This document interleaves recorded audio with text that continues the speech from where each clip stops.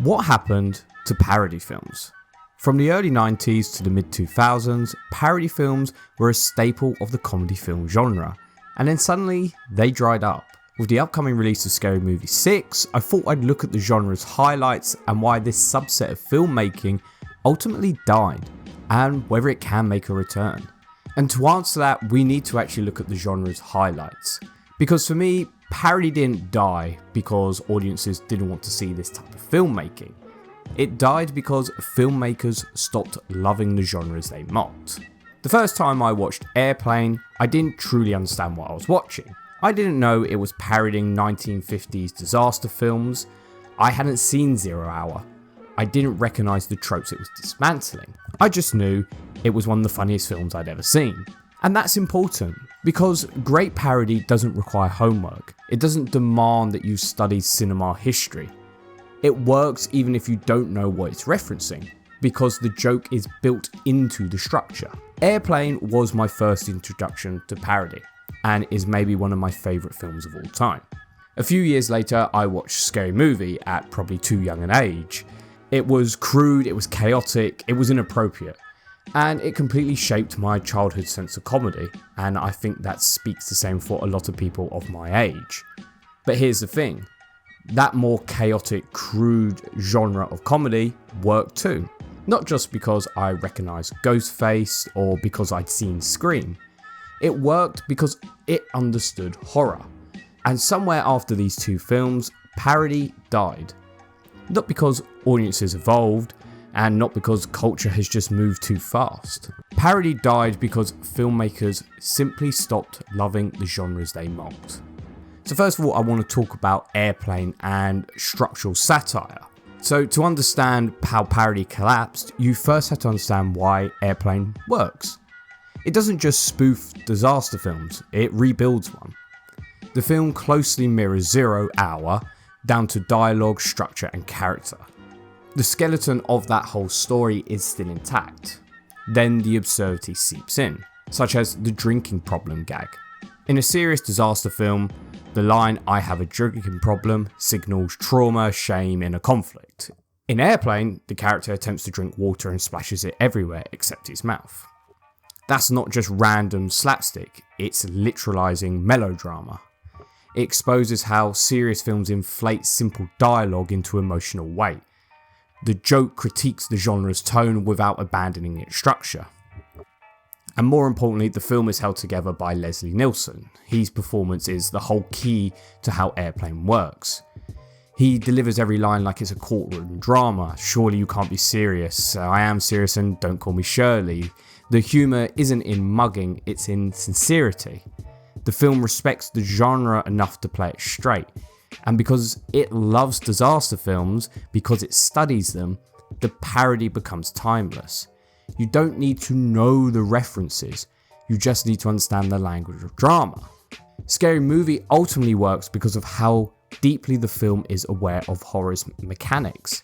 It mirrors Scream's and I Know What You Did Last Summer almost beat for beat, but it twists them. Take Ghostface. In Scream, the killer is menacing, but human.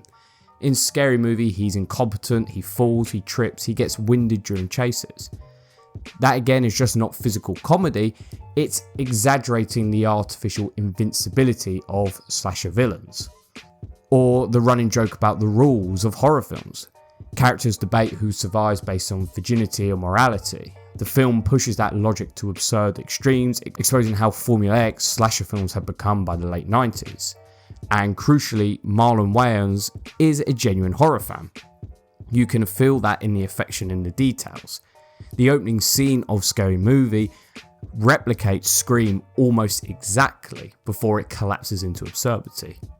That precision matters. Now yes, the sequel's declines. Scary Movie 2 leans heavily into gross out humour. Scary Movie 3 shifted tone but still reconstructs full scenes from The Ring and Signs before subverting them. But even when the series gets dumber, it still builds scenes, it still understands setup and payoff. That distinction becomes crucial when we hit the collapse. Now, before I talk about how parody films actually went on a downstretch, I want to talk about probably the best comedy made of the last 30 years. And it's a comedy that no one really ever talks about. But for me, this is just simply the best parody film ever made and easily one of the best comedies. And that film is Black Dynamite. Airplane and Naked Gun are often considered the greatest parody films of all time. And I do appreciate how fantastic they are, but my favourite is easily Black Dynamite. I love this film because it achieves something incredibly difficult. It makes a bad film, deliberately. Boom mics drift into frame, the camera zooms slightly too slow, imitating 70s blaxploitation cinematography. Actors read the wrong names during a line, and instead of cutting, the film keeps it. Fight choreography is exaggerated beyond realism. And these aren't random mistakes, they're microscopic recreations of exploitation filmmaking. And here's the brilliance. It doesn't rely on specific film references. It doesn't say, remember this exact movie. It just recreates genres. Lighting, editing rhythm, dialogue stiffness, which just makes it timeless. You can show Black Dynamite to someone who's never seen a 1970s exploitation film and it still works, because it understands cinematic language. The filmmakers love the genre enough to study its flaws, and that's the difference between parody and just simple mockery. So where did it all go wrong for parody films? Well, it's thanks to these two men, Freiberg and Spelzer. So let's compare the craftsmanship to this era. In Disaster Movie, characters encounter Alvin and the Chipmunks. So what's the joke? Well, Alvin and the Chipmunks exist. There's no commentary on disaster film tropes, no structural exaggeration, just recognition. In Meet the Spartans, Britney Spears appears mid-battle. What's the joke? Well, Britney Spears is there, isn't that funny? There's no commentary on 300's hyper-masculine aesthetic, no exaggeration of slow-motion combat, just pop culture insertion. And I think this all comes down to these films becoming just dumb humour. And we need to understand how you actually make a joke, because parody isn't just about references, it's about structure. And at its most basic level, a joke has three parts: setup, beat, punchline. The setup establishes expectation, the beat allows anticipation to build, and then the punchline subverts that expectation in an unexpected way. And the last part is crucial. The punchline must disrupt what the audience thinks is about to happen. And that's where the laughter comes from. And even when they weren't fantastic films, parody films still understood how to build a joke. So let's look at a film, Don't Be a Menace, one of the Wayans brothers' first parody films. Now, this isn't a very good film. It's messy, it's uneven, and it's just a weak parody film. But it still understands joke construction. There's a scene where two brothers are talking about someone being the first person to attend college and ultimately escape the hood. So there's your setup. The dialogue builds sincerity and it feels like an inspirational moment from one of the early 90s urban films. The characters pause and they walk away, so there's your beat, what they think the emotional tone is supposed to be. And then he gets shot. That's the punchline. It's abrupt, it's unexpected, it undercuts the complete inspirational tone of what our main characters were doing. You can debate whether the joke is in good taste, you can debate even if it's funny, but structurally it works. Setup, beat, punchline. So even weaker films by the Wayans understood this rhythm because they just simply understood the genre. They knew the tropes they were twisting. So now let's look at a joke from Meet the Spartans. Carmen Electra is making out of a character who is not her husband. We, the audience, see this, but not her husband. The Spartan then turns around, he sees it, he reacts, and that's the joke. But structurally what happened, there's no real setup beyond this is happening. There's no meaningful beat to build anticipation. The joke ultimately starts with the punchline. It's now essentially become punchline, beat, punchline. There's no reversal of the expectation, there's no escalation. The humour relies entirely on recognition and reaction. It's basically idiot-proof comedy.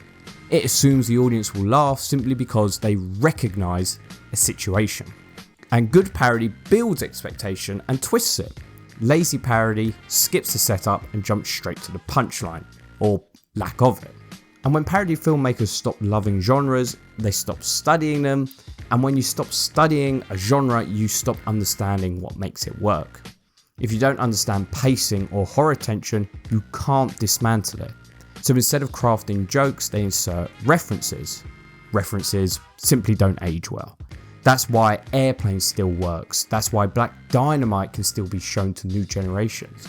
Because they parody structure, not pop culture. If Scary Movie 6 wants to succeed, it has to remember this. It needs to be something more, not just cameos or just horror references. Because parody isn't about pointing at culture, it's about dissecting it. And it could be the turning point, because modern horror has evolved. There is now prestige horror films. There's such an abundance of films that they can parody and create new creative jokes. But if it just becomes TikTok jokes and multiverse cameos or whatever they're doing, it's just going to repeat the same mistakes.